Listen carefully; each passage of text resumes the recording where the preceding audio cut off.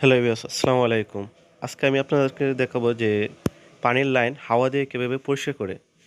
দেখেন এখানে আপনার আমরা যে চা খাই, হাওয়া করি, সেম সিস্টেমে আপনার পাইপ দিয়ে একটি যন্ত্র বানানো হয়েছে আপনার।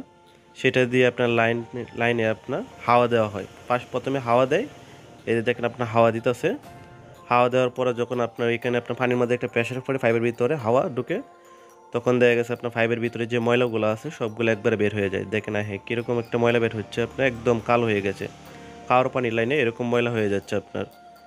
তো বর্তমানে আপনার আপডেট আপনার একটা জিনিস, যে কোনো কেমিক্যাল ছাড়া আপনার হাওয়া দিয়ে এভাবে আপনার নতুনভাবে আপনার পানির লাইন পরিষ্কার করা হয় আপনার। খাওয়ার পানির লাইনে আপনার দীর্ঘদিন ব্যবহার করার কারণে অনেক ময়লা হয়ে থাকে, সেই ময়লাটা আপনার এভাবে পরিষ্কার করা হয় খুব সহজে। তো আপনাদের কারো যদি প্রয়োজন হয়, তাই নিচে আপনার নাম্বার দেওয়া আছে, ওই নাম্বারে যোগাযোগ করতে পারেন আপনার কিশোরগঞ্জের ভিতরে কোনো মিস্ত্রির প্রয়োজন হলে। তো ধন্যবাদ সকলকে ভিডিওটি শেষ পর্যন্ত দেখার জন্য।